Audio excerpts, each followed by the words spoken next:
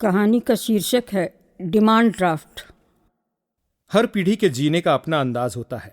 आचार विचार और नैतिक मूल्यों में फर्क होता है। अनुशासन के प्रति अवधारणाओं में भी अंतर होता है। जिस परिवार में 3 पीढ़ियां साथ रहती हैं, वहां यह अंतर स्पष्ट रूप से परिलक्षित होता है। सुनते हैं कहानी डिमांड ड्राफ्ट। बेटे ने दरवाजे में खड़े होकर कहा, अम्मा मैं निकल रहा हूँ। अपनी माला रोक करके मैंने उसकी तरफ देखा और मुस्करा दी। उसने वहीं से ठाकुर जी को प्रणाम किया और चला गया। जब से मेरे ठाकुर जी इस कमरे में विराजे हैं, बेटा जूते पहनकर इस कमरे में नहीं आता, लेकिन कितनी भी जल्दी में हो जाते समय कह के ज़रूर जाता है। बचपन से ये आदत लगा रखी है, वो अभी तक कायम है, जान कर के बड़ी खुशी होती है। बेटे के जाने के बाद मैं माला हाथ में लेकर के कुछ देर और प्रतीक्षा करती रही, क्योंकि उसके पीछे पीछे बहू रानी भी आती है। दोनों साथ ही निकलते हैं। उसे बैंक छोड़ता हुआ वो अपने दफ्तर निकल जाता है। मैं 5 मिनट प्रतीक्षा करती रही। फिर गैरेज के दरवाज़ा खुलने की आवाज़ आई, गाड़ी के स्टार्ट होने की आवाज़ आई और बाद में गेट के बंद होने की भी आवाज़ आई।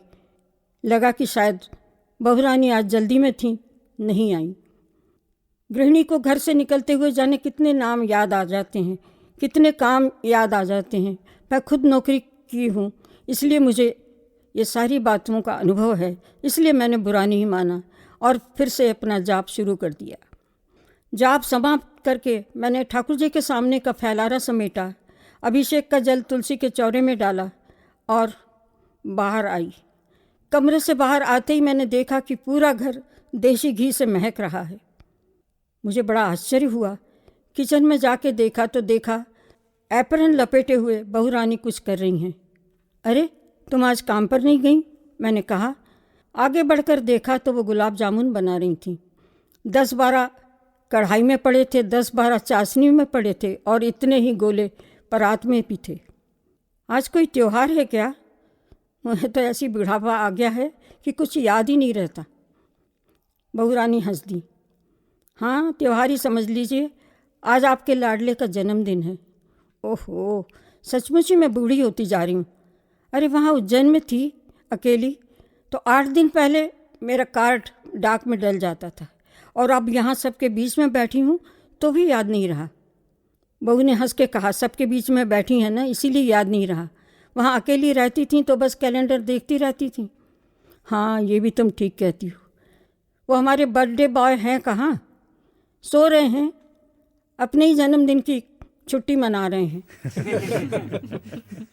अच्छा अम्मा जी, इतने गुलाब जामुन बस तो हो जाएंगे ना? कितने लोग हैं? और भी तो कुछ बनाओगी? हाँ, पुलाव बना रही हूँ और ये केक का ऑर्डर देने गई हैं। आप दही बड़े बना देंगी? आपके हाथ के दही बड़े बॉबी को बहुत अच्छे लगते हैं। क्यों नहीं बनाऊंगी, पर बेटा दाल तुम फुला देना, तुम्हारे स्टोर रूम में मुझे कुछ सुझाई नहीं देता।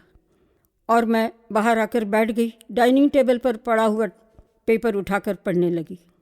तभी बॉबी महाशय दंदनाते हुए सीढ़ियों से उतरे। Good morning everybody. Good morning बेटे and happy birthday. Thank you दादी माँ। भीतर से उसकी माँ चिल्लाई, ये थैंक यू क्या होता है? दादी माँ के पैर छुओ। उसने आज्ञा का पालन किया और सीधे हाथ से मेरा घुटना छुआ। मैंने उसका माथा चूम कर आशीर्वाद दिया और कहा, जाओ बेटे, मम्मी से भी आशीर्वाद लो। वो आशीर्वाद लेने किचन में गया, लेकिन किचन का नज़ारा देख करके आशीर्वाद की बात भूल ही गया। Yummy gulab jamun my favourite. और शायद उसने चाशनी में हाथ डालकर ही गुलाब जामुन निकाल लिया होगा, क्योंकि मम्मी चिल्लाई, ये क्या गंवारपन है, चम्मच लो, प्लेट लो। और थोड़ी देर बाद वो एक बाउल में 4 गुलाब जामुन लेकर के मेरे सामने बैठा खा रहा था। एक बार मन हुआ कि कहूँ कि बेटे एक बार ठाकुर जी को भोग तो लगा लेते।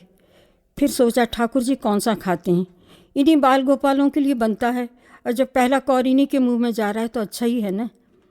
मैं उठी, अपने कमरे में से 500 का एक नोट निकाल के लाई, उसके हाथ में देते हुए कहा, बेटे अपनी पसंद की कोई चीज़ ले लेना। थैंक यू दादी माँ।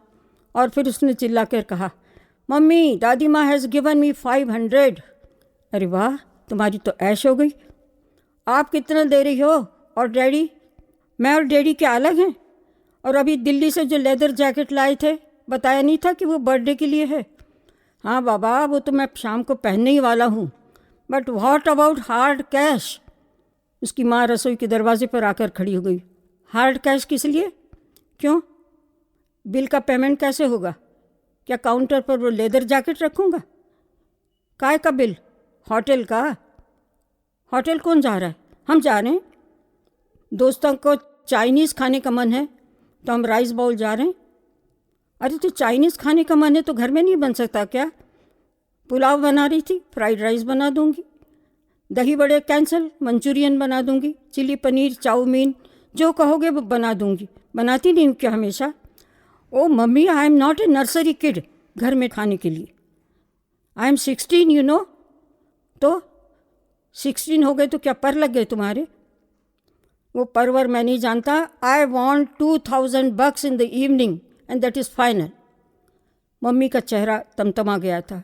मैं समझ गई कि अब चिंगारियाँ फूटेंगी। मैं उस महाभारत की साक्षी नहीं बनना चाहती थी, इसलिए बाहर आकर के बैठ गई। लॉन में बैठ कर के गुनगुनी धूप में पेपर पढ़ना मुझे बहुत अच्छा लगता है, लेकिन आज सिर्फ मेरी नज़रें कागज़ पर घूम रही थीं, दिमाग में कुछ नहीं जा रहा था। कान में बॉबी की रौबदार आवाज़ गूंज रही थी, I want $2000 in the evening. मुझे तो कभी याद नहीं पड़ता कि मैंने एक मुश्त 200 रुपये भी अपने बच्चों को कभी दिए हों। उतनी औकात ही नहीं थी, और इस तरह दादागिरी से मांगने की उनकी ज़रूरत भी नहीं थी। कभी कभार बेटा दोस्तों के साथ पिक्चर जाता तो पहले मेरी चिरौरी करता, फिर मैं मौका मुनासिब देख करके उसके पिता के कानों में ये बात डालती। अगर उनका मूड ठीक हुआ तो ठीक, नहीं तो उस कोर्ट के आगे तो कोई अपील का प्रावधान ही नहीं था। और लड़कियों का तो खैर सहेलियों के साथ सिनेमा जाने का सवाल ही नहीं था। जब भी गई हैं बेचारी हमारे साथ ही गई हैं। मेरे घर का डिसिप्लिन इस घर से बिल्कुल ही अलग था। सुबह 6 बजे बच्चों को बिस्तर छोड़ देना पड़ता था। त्यौहार के दिन या छुट्टी के दिन आधा पौने घंटे की बोनस नींद लेते, वो बात अलग। और शाम को 7 बजे सबको घर के अंदर आना पड़ता था। अब बॉबी का स्कूल सुबह 6:30 का है। 5 बजे से उसकी माँ और पिता उसके सिराने और पैताने खड़े होकर के प्रभाती गाना शुरू करते हैं। उसको उठना होता है तभी वो उठता है, और उसके उठते ही घर में जैसे भूचाल आ जाता है। कोई गीज़र ऑन करता है, कोई उसके लिए दूध का गिलास लाता है, कोई उसके जूते सामने ला के रखता है, कोई उसका बस्ता ठीक करता है, और सब चीज़ों से लैस होकर के वो इस ठाठ से बाहर निकलता है जैसे कोई सबके ऊपर एहसान कर रहा हो। और शाम को तो 7 बजे के बाद वो घर से बाहर जाता है, लौटने का कोई ठिकाना नहीं। बॉबी केजी से ट्यूशन पढ़ रहा है, और मेरे बच्चे कभी भी ट्यूशन नहीं लगा सके। हमारी हैसियत ही नहीं थी। सिर्फ बच्चे की इंजीनियरिंग के समय कोचिंग लगवाई थी बस। इसके बाद भी मुझे सुचारू रूप से गृहस्थी चलाने के लिए नौकरी करनी पड़ी। शादी के समय सिर्फ मैट्रिक पास थी मैं। बीए बीएड मैंने नौकरी के साथ किया। इस वजह से मेरी नौकरी और मेरी पढ़ाई की वजह से घर में बहुत परेशानी हुई। खास करके लड़कियों को बहुत काम करना पड़ा, लेकिन मजबूरी थी। खैर, सबकी मेहनत रंग लाई। बड़ी वाली एमए हो गई, छोटी एमएससी हो गई, बेटा इंजीनियर हो गया। दोनों लड़कियां बहुत अच्छे घर में ब्याह गईं। बेटे के लिए भी सुंदर सुशील बहू घर में आ गई। आदमी को और क्या चाहिए। बेटा जब नौकरी पर लग गया तो मुझसे बोला, माँ अब नौकरी छोड़ दो। मैंने कहा, अरे इतनी परेशानियों के बीच मैंने नौकरी की है, अब तो कोई समस्या ही नहीं है, अब तो मैं पेंशन लेके ही मरूंगी। बात तो मैंने अपने लिए की थी, पर लागू हो गई बच्चों के पिता पर। 2 साल भी पेंशन नहीं ले पाए और चले गए। इसके बाद तो नौकरी छोड़ने का कोई सवाल ही नहीं था। रीता मन और रीता दिन, उनको भरने के लिए एक नौकरी ही तो थी। लेकिन मेरे रिटायरमेंट के बाद फिर बेटा नहीं माना और मुझे यहाँ ले आया। अब बाल बच्चों के बीच दिन बड़े आराम से गुजर रहे हैं। अम्मा जी, मैं निकल रही हूँ। मैंने चौंक कर देखा। कलफदार साड़ी पहने चुस्त दुरुस्त बहुरानी सामने खड़ी थी। अरे, तुमने तो आज छुट्टी ली हुई थी ना? अब जब घर में कुछ करना ही नहीं है तो क्या करूँगी घर बैठकर? हाफ डे ही मिल जाएगा। वो अच्छा हुआ जो दही बड़े की दाल नहीं फुलाई। अब वो इतने सारे गुलाब जामुन हैं, उनका क्या करूँगी? शाम को आके सोचूंगी। और जाते जाते केक का ऑर्डर भी तो कैंसिल करना है। उसका स्वर जितना थका हुआ था, चेहरा भी उतना ही थका हुआ था। मुझे बड़ी ममता हो आई।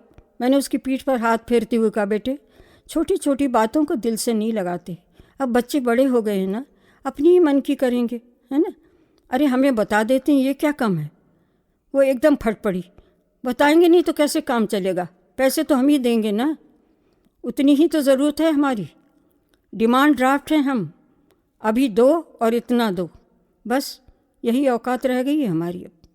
कहते कहते उसका स्वर भीग गया था, शायद आंखें भी भीग गई हों, पर मैं देख नहीं पाई क्योंकि वो एकदम पलट कर चल दी थी। और मैं सोच रही थी, क्या सचमुच अब माँ बाप की औकात सिर्फ डिमांड ड्राफ्ट की ही रह गई है।